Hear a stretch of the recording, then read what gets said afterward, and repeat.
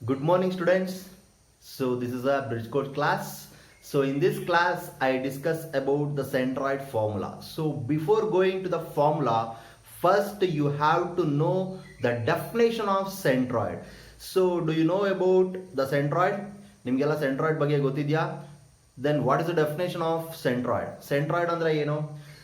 See, the centroid is nothing but in a triangle, the median intersection point, that is nothing but a centroid. Triangle ನಲ್ಲಿ median intersection point ಏನು ಬರುತ್ತೋ ಅದನ್ನ ನಾವು centroid ಅಂತ ಹೇಳಿ ಕರಿತೀವಿ. ಹಾಗಿದ್ರೆ ಮೀಡಿಯನ್ ಅಂದ್ರೆ ಏನು ಸರ್? ಅದು ನಿಮಗೆ ನೆಕ್ಸ್ಟ್ ಕ್ವಶನ್ ಆಗ್ಬೋದು. ಸೊ ಹಾಗಾಗಿ ಒಂದಷ್ಟು ಬೇಸಿಕ್ ಕಾನ್ಸೆಪ್ಟ್ಸ್ ನಾನು ಹೇಳ್ತಾ ಹೋಗ್ತೀನಿ ಇವತ್ತು. So consider A triangle. ನೀವು ಯಾವ್ದು ಬೇಕಾದ್ರೂ ತಗೊಳ್ಬಹುದು. ಟ್ರಯಾಂಗಲ್, ಈಕ್ವಿಲ್ಯಾಟ್ರಲ್ಲು, ರೈಟ್ ಆಂಗಲ್ ಟ್ರಯಾಂಗಲ್, ಯಾವ್ದು ಬೇಕಾದ್ರೂ ತಗೊಳ್ಳಿ, ನೋ ಪ್ರಾಬ್ಲಮ್. ನಾನು ಇಲ್ಲಿ ಒಂದು ಟ್ರಯಾಂಗಲ್ ನ ಕನ್ಸಿಡರ್ ಮಾಡ್ತಾ ಇದ್ದೀನಿ. So I draw a median. Median is nothing but, observe carefully, median is nothing but a line from the vertex. Vertex ಅಂದ್ರೆ ಏನು ಗೊತ್ತಾ? ಈ ಎರಡು ಲೈನ್ಗಳು ಮೀಟ್ ಆಗಿರುವಂತ ಈ ಪಾಯಿಂಟ್ ಬರುತ್ತಲ್ಲ ಟ್ರಯಾಂಗಲ್ ನಲ್ಲಿ, ಈ ಪಾಯಿಂಟ್ಸ್ ನ ನಾವು ವರ್ಟೆಕ್ಸ್ ಅಂತ ಹೇಳಿ ಕರಿತೀವಿ. ಒಂದು ಸಿಂಗಲ್ ಹೇಳೋದಾದ್ರೆ ವರ್ಟೆಕ್ಸ್ ಅಂತ ಹೇಳ್ತೀವಿ. ಮೂರನ್ನು ಕನ್ಸಿಡರ್ ಮಾಡಿ ಹೇಳಿದ್ರೆ ವರ್ಟಿಸೀಸ್ ಅಂತ ಹೇಳಿ ಕರಿತೀವಿ. Vertex is nothing but a singular form, vertices is a plural form. So okay, fine. So observe here, a line from the vertex to the midpoint of the opposite side. Vertex ಇಂದ start ಆಗಿ ಅದರ opposite side ನ mid point ಗೆ join ಆಗುವಂತ line ನ ನಾವು median ಅಂತ ಹೇಳಿ ಕರಿತೀವಿ. A line from the vertex, observe, a line from the vertex to the midpoint of the opposite side. ಈ vertex ಗೆ ಆಪೋಸಿಟ್ ಸೈಡ್ ಯಾವುದು ಅಂದ್ರೆ ಇದು. ಇದರ ಮಿಡ್ ಪಾಯಿಂಟ್ ಗೆ ಜಾಯಿನ್ ಆಗುವಂತ ಲೈನ್ ನ ನಾವು ಮೀಡಿಯನ್ ಅಂತ ಹೇಳಿ ಕರಿತೀವಿ. ಈ ತರದ ಮೀಡಿಯನ್ ಎಷ್ಟು ಡ್ರಾ ಮಾಡ್ಕೊಬಹುದು? Here we can draw the 3 medians. So another one median, a line from the vertex to the midpoint of the opposite side, a line from the vertex to the midpoint of the opposite side. So the median intersection point, ಇವು ಮೂರು median ಎಲ್ಲಿ intersect ಆಗಿದೆಯೋ that is nothing but a centroid. ಅದನ್ನ ನಾವು centroid ಅಂತ ಹೇಳಿ ಕರಿತೀವಿ. Usually centroid ನ ಕ್ಯಾಪಿಟಲ್ ಲೆಟರ್ ಜಿ ಇಂದ ಡಿನೋಟ್ ಮಾಡ್ತೀವಿ. ಕಾಮನ್ ಆಗಿ ಜಿ ಅಂತ ಹೇಳಿ ಡಿನೋಟ್ ಮಾಡ್ತೀವಿ. ಅರ್ಥ ಆಗ್ತಾ ಇದೆಯಾ ನಾನು ಹೇಳ್ತಿರೋದು? This is nothing but a centroid. Centroid ಅಂದ್ರೆ ಏನು? Median intersection point. Median is nothing but what? A line from the vertex to the mid point of the opposite side. So ನಾನು ಇವಾಗ ಎಲ್ಲಾ ಡೆಫಿನೇಷನ್ಸ್ ಎಕ್ಸ್ಪ್ಲೈನ್ ಮಾಡ್ತಾ ಹೋಗ್ತೀನಿ. ಆಮೇಲೆ last ಗೆ definitions ಎಲ್ಲ ಪೂರ್ತಿ ಬೋರ್ಡ್ ಮೇಲೆ ಬರೀತೀನಿ, ಅದನ್ನ ನೀವು ಬರ್ಕೊಳ್ಳಿರಂತೆ. ಓಕೆನಾ? So fine, a line from the vertex to the midpoint of the opposite side is nothing but a median. The median intersection point is nothing but a centroid. ಅರ್ಥ ಆಯ್ತಾ ನಾನು ಹೇಳಿದ್ದು? ಈ ಸೆಂಟ್ರಾಯ್ಡ್ ಒಂದು ಸ್ಪೆಷಲ್ ಪ್ರಾಪರ್ಟಿ ಇದೆ. ನೀವೆಲ್ಲ ಬೇಕಿದ್ರೆ ಇದನ್ನ ಮನೆಯಲ್ಲಿ ವರ್ಕೌಟ್ ಮಾಡಿ. ಯಾರಿಗೆ ಇಂಟ್ರೆಸ್ಟ್ ಇರುತ್ತೆ ಅವ್ರು ಬೇಕಾದ್ರೆ ವರ್ಕೌಟ್ ಮಾಡ್ಬೋದು. ಎಲ್ಲರೂ ವರ್ಕೌಟ್ ಮಾಡ್ತೀರಾ ಅಂದ್ರೆ ಟೂ ಗುಡ್. ವರ್ಕೌಟ್ ಮಾಡಿ ನನಗೆ ಹೇಳಿ ಸರ್ ಮಾಡಿದ್ದೀನಿ ಅಂತ. ಸೊ ಅದು ನಿಮಗೆ ಇನ್ನ ಕಾನ್ಸೆಪ್ಟ್ ಚೆನ್ನಾಗಿ ಡೆಪ್ತ್ ಆಗಿ ಗೊತ್ತಾಗುತ್ತೆ. ಮುಂದೆ 3 ಡೈಮೆನ್ಷನಲ್ ಜಾಮೆಟ್ರಿ ಅನ್ನೋ ಚಾಪ್ಟರ್ ಇದೆ. ಆ ಚಾಪ್ಟರ್ ಅಲ್ಲಿ ಸೆಂಟ್ರಾಯ್ಡ್ ಫಾರ್ಮುಲಾನ ಪ್ರೂಫ್ ಮಾಡ್ತೀವಿ. ಅಲ್ಲಿ 3 ಡೈಮೆನ್ಷನಲ್ ವ್ಯೂ ನಲ್ಲಿ ಪ್ರೂಫ್ ಮಾಡ್ತೀವಿ. ಇಲ್ಲಿ ನಾನು 2 ಡೈಮೆನ್ಷನಲ್ ಹೇಳ್ತಾ ಇದ್ದೀನಿ. ಸೊ ಅಲ್ಲಿ ಪ್ರೂಫ್ ಮಾಡಬೇಕಾದ್ರೆ ನಿಮಗೆ ಇನ್ನೂ ಚೆನ್ನಾಗಿ ಗೊತ್ತಾಗುತ್ತೆ. ಸೊ ಗೊತ್ತಾಗಬೇಕು ಅಂದ್ರೆ ನೀವು ಈ ಕಾನ್ಸೆಪ್ಟ್ ನ ಕರೆಕ್ಟಾಗಿ ತಿಳ್ಕೊಳ್ಬೇಕು. ಓಕೆನಾ? ಸೊ ಏನದು ಕಾನ್ಸೆಪ್ಟ್ ಅಂದ್ರೆ, ನೀವು ಮೀಡಿಯನ್ಸ್ ನ ಡ್ರಾ ಮಾಡ್ಕೊಬೇಕು. ಫಸ್ಟ್ ಒಂದು ಟ್ರಯಾಂಗಲ್ ನ ಕನ್ಸ್ಟ್ರಕ್ಷನ್ ಮಾಡಿ.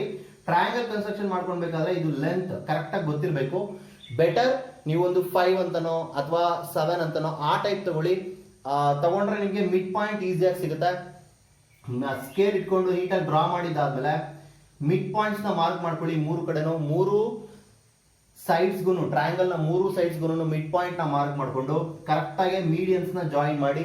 ಮೀಡಿಯನ್ ನ ಜಾಯಿನ್ ಮಾಡಿದಾದ್ಮೇಲೆ ಈ ಪಾಯಿಂಟ್ ಬರುತ್ತಲ್ವಾ, ನೆಕ್ಸ್ಟ್ ಸ್ಕೇಲ್ ಇಟ್ಕೊಂಡು ಸೊ ಇಲ್ಲಿಂದ ಇಲ್ಲಿ ತನಕ ಮೆಜರ್ ಮಾಡಿ.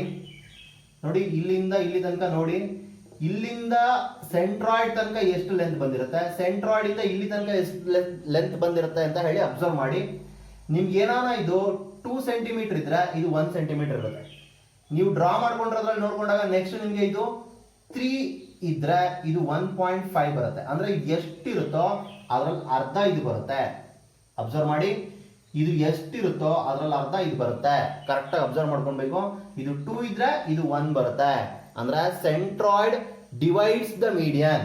This centroid divides the median internally. ನೋಡಿ ಮಧ್ಯದಲ್ಲಿ ಬರೋದು ಮೀಡಿಯನ್, ಮಧ್ಯದಲ್ಲಿ ಸೆಂಟ್ರಾಯ್ಡ್ ಬರುತ್ತೆ. ಈ ಮೀಡಿಯನ್ ಏನಿದೆಯೋ ಆ ಮೀಡಿಯನ್ ಮಧ್ಯದಲ್ಲಿ ಸೆಂಟ್ರಾಯ್ಡ್ ಬರುತ್ತೆ, ಹಾಗಾಗಿ ಇಂಟರ್ನಲ್ ಡಿವಿಷನ್ ಆಯ್ತು. So that's why the centroid divides the median, centroid divides the median internally in the ratio 2:1 ಅಂತ ಹೇಳ್ತೀವಿ. 2:1 ಯಾಕೆ ಅಂದ್ರೆ ಇದು 2 ಇದ್ರೆ ಇದು 1 ಬರುತ್ತೆ, ಇದು 4 ಬಂದ್ರೆ ಇದು 2 ಬರುತ್ತೆ.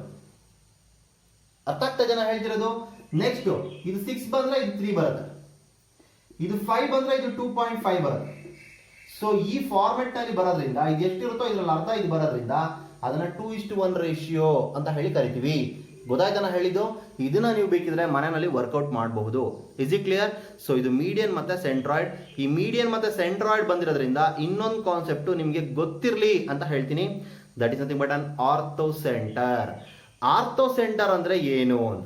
So orthocentre is nothing but altitude intersection point. Then what is nothing but an altitude? ಇಲ್ಲಿ ಸುಮಾರು ಜನ ಸ್ಟೂಡೆಂಟ್ಸ್ ಮೀಡಿಯನ್ಗೂ ಆಲ್ಟಿಟ್ಯೂಡ್ಗೂ ಕನ್ಫ್ಯೂಷನ್ ಮಾಡ್ಕೊಂತಾರೆ. ಸೊ ನೋಡಿ, ಇದು ಮೀಡಿಯನ್. ಇನ್ ಕೇಸ್ ನಾನು ಟ್ರಯಾಂಗಲ್ ನ ಹೀಗೆ ಬರ್ದೆ ಅಂತ ಇಟ್ಕೊಳ್ಳಿ, observe carefully. So it is a triangle. ಇದರಲ್ಲಿ ನಾನು ಮಿಡ್ ಪಾಯಿಂಟ್ ಅಂದ್ರೆ ಈ ಲೈನ್ಗೆ ಮಿಡ್ ಪಾಯಿಂಟ್ ಅಂದ್ರೆ ಅರೌಂಡ್ ಇಲ್ಲೆಲ್ಲೋ ಬರ್ಬೋದು. ಸೊ ಮೀಡಿಯನ್ ಡ್ರಾ ಮಾಡಿದ್ರೆ ನಾನು ಹೀಗೆ ಡ್ರಾ ಮಾಡ್ಕೋತೀನಿ, ಸ್ವಲ್ಪ ಕ್ರಾಸ್ ಆಗಿ ಬಂದಿದೆ, ಹೌದಲ್ಲ? So that is nothing but a median. Median ಅಂದ್ರೆ ಏನು? ವರ್ಟೆಕ್ಸ್ ಇದ್ರೆ ಅದರ ಆಪೋಸಿಟ್ ಸೈಡ್ ನ ಮಿಡ್ ಪಾಯಿಂಟ್ ಗೆ ಜಾಯಿನ್ ಆಗಬೇಕು. That is nothing but an median. But altitude is nothing but a line from the vertex which is perpendicular to the opposite side. Opposite side ಗೆ ಅದು perpendicular ಆಗೇ ಬರಬೇಕು, exact perpendicular ಆಗಿರಬೇಕು. That is the height of the triangle ಅಂತ ಹೇಳ್ತೀವಿ. So ಅದು exact perpendicular ಆಗೇ ಇರಬೇಕು.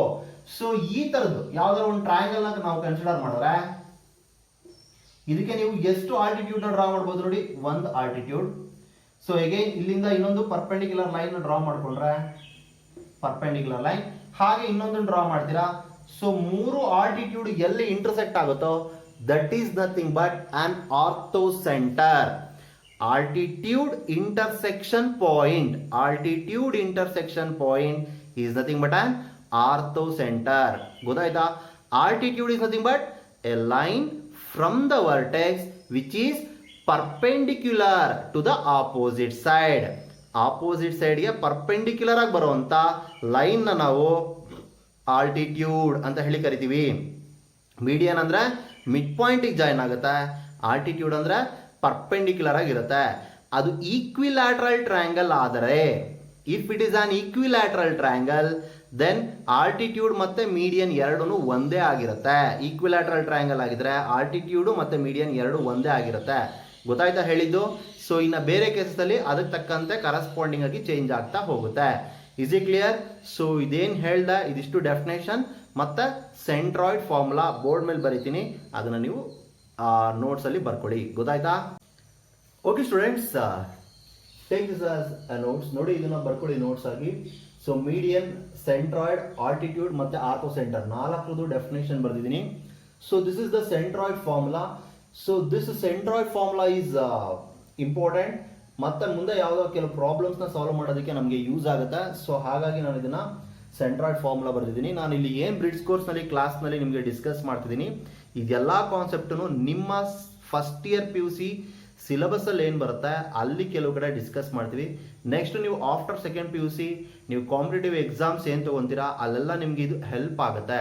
ಸೊ ಹೆಲ್ಪ್ ಆಗೋದಕ್ಕೋಸ್ಕರನೇ ನಾನು ಇಲ್ಲಿ ಡಿಸ್ಕಸ್ ಮಾಡ್ತಾ ಹೋಗ್ತಿರೋದು. ನೆಗ್ಲೆಕ್ಟ್ ಮಾಡಬೇಡಿ, ಪ್ರಾಪರ್ ಆಗಿ ಓದ್ಕೊಂಡು ಕರೆಕ್ಟಾಗಿ ಅರ್ಥ ಮಾಡಿಕೊಂಡು ನೀಟಾಗಿ ಬರ್ಕೊಂತ ಹೋಗಿ ನೋಟ್ಸ್ನ, ಹಾಗೇನೇ ಪ್ರಾಕ್ಟೀಸ್ ಮಾಡಿ. ಅರ್ಥ ಆಯ್ತಾ ನಾ ಹೇಳಿದ್ದು? ಸೊ ಇದು ಸೆಂಟ್ರಾಯ್ಡ್ ಫಾರ್ಮುಲಾ. ನೋಡಿ, the coordinate of the point ಅಂತ ಬರ್ದಿದ್ದೀನಿ, coordinate of the centroid of the triangle. So centroid is nothing but a point ಅಂತ. ಸೊ ಸೆಂಟ್ರಾಯ್ಡ್ ಅಂದ್ರೂ ಕೂಡ ಪಾಯಿಂಟ್. ನಾನು ಹೇಳಿದೆ ಮೀಡಿಯನ್ ಇಂಟರ್ಸೆಕ್ಷನ್ ಪಾಯಿಂಟ್ ಅಂತ. ಸೊ ಪಾಯಿಂಟ್ ಅಂದ್ರೆ ಅದರಲ್ಲಿ ಕೋಆರ್ಡಿನೇಟ್ ಬರಲೇಬೇಕಲ್ವಾ? ಸೊ ಕೋಆರ್ಡಿನೇಟ್ ಬರಬೇಕಂದ್ರೆ ಅದು ಪಾಯಿಂಟ್ ಆಗಿರೋದ್ರಿಂದ ಕೋಆರ್ಡಿನೇಟ್ ಬರುತ್ತೆ. ಸೊ ಹಾಗಾಗಿ centroid of the triangle whose vertices are, ಅಂದ್ರೆ ಟ್ರಯಾಂಗಲ್ ನ ವರ್ಟಿಸಿಸ್. ಟ್ರಯಾಂಗಲ್ ಅಂದ್ರೆ ನಮಗೆ 3 ವರ್ಟಿಸಿಸ್ ಬರುತ್ತೆ. ಸೊ ಅದರ ಕೋಆರ್ಡಿನೇಟ್ಸ್, ಒಂದು vertices x1, y1, another one is x2, y2 and another one is x3, y3. So ಈ ತರ 3 ಕೋಆರ್ಡಿನೇಟ್ಸ್ ಬಂದಿದ್ರೆ ಆಗ ನಾವು ಸೆಂಟ್ರಾಯ್ಡ್ ನ ನೋಡಿ ಈ ಫಾರ್ಮೆಟ್ ಅಲ್ಲಿ ಬರೀತೀವಿ. So this is the formula. So ಇದು centroid is also nothing but a point ಅಲ್ವಾ, ಸೊ ಪಾಯಿಂಟ್ ಆಗಿರೋದ್ರಿಂದ ಅದನ್ನ ನಾವು ಓಪನ್ ಬ್ರಾಕೆಟ್ ಒಳಗಡೆ ಬರ್ದಿದೀವಿ. ನೋಡಿ, ಇದೊಂದು ಎಲಿಮೆಂಟ್, ಇದೊಂದು ಎಲಿಮೆಂಟ್, ಇದಿಷ್ಟು ಸೇರಿಸಿ ಎಕ್ಸ್ ಕೋಆರ್ಡಿನೇಟ್, ಇದಿಷ್ಟು ಸೇರಿಸಿ Y coordinates. They are separated by comma and enclosed within the open bracket. It is an ordered pair. So ಇದನ್ನ ಓಪನ್ ಬ್ರಾಕೆಟ್ ಒಳಗಡೆನೆ ಬರಿಬೇಕು. ನಾನು ಸೆಕ್ಷನ್ ಫಾರ್ಮುಲಾ ಹೇಳಿದ್ದೆ, ಅದನ್ನು ಓಪನ್ ಬ್ರಾಕೆಟ್ ನಲ್ಲೇ ಬರಿಬೇಕು ಅಂತ. ಹಾಗೆ ಇದು ಕೂಡ ಓಪನ್ ಬ್ರಾಕೆಟ್ ನಲ್ಲೇ ಬರಿಬೇಕು. ಓಪನ್ ಬ್ರಾಕೆಟ್ ನಲ್ಲಿ ಬರೀಲಿಲ್ಲ ಅಂದ್ರೆ ತಪ್ಪಾಗುತ್ತೆ ಸರ್. ಆಫ್ ಕೋರ್ಸ್ ತಪ್ಪಾಗುತ್ತೆ, because it is a point. Mathematics ನಲ್ಲಿ ನಾವು ಬ್ರಾಕೆಟ್ಸ್ಗೆ ತುಂಬಾನೇ ಇಂಪಾರ್ಟೆನ್ಸ್ ಕೊಡ್ತೀವಿ. ಸೊ ಹಾಗಾಗಿ ಇದನ್ನ ನೀವು ಓಪನ್ ಬ್ರಾಕೆಟ್ ನಲ್ಲೇ ಬರಿಬೇಕು. ಯೂಶಲಿ ಅದನ್ನ ಜಿ ಅಂತ ಹೇಳಿ, ಕ್ಯಾಪಿಟಲ್ ಲೆಟರ್ ಜಿ ಅಂತ ಹೇಳಿ ಡಿನೋಟ್ ಮಾಡ್ತೀವಿ. ಅರ್ಥ ಆಯ್ತಾನ ಹೇಳಿದ್ದು? ಎಲ್ಲರಿಗೂ ಅರ್ಥ ಆಗಿದೆ ಅಂತ ಅನ್ಕೊಂತೀನಿ. ಹಾಗೂ ಏನಾದರೂ ಡೌಟ್ ಇದ್ರೆ ಸೊ ಕ್ಲಾರಿಫೈ ಮಾಡ್ಕೊಳ್ಳಿ, ನಾನು ನಿಮ್ಗೆ ಹೇಳ್ತೀನಿ. ಸೊ ನೆಕ್ಸ್ಟ್ ಕ್ಲಾಸ್ನಲ್ಲಿ ಇನ್ನೊಂದು ಇಂಪಾರ್ಟೆಂಟ್ ಕಾನ್ಸೆಪ್ಟ್ ಇದೆ, ಅದೇನಂತ ನೆಕ್ಸ್ಟ್ ಕ್ಲಾಸ್ನಲ್ಲೇ ಹೇಳ್ತೀನಿ. So thank you for watching. Thank you one and all.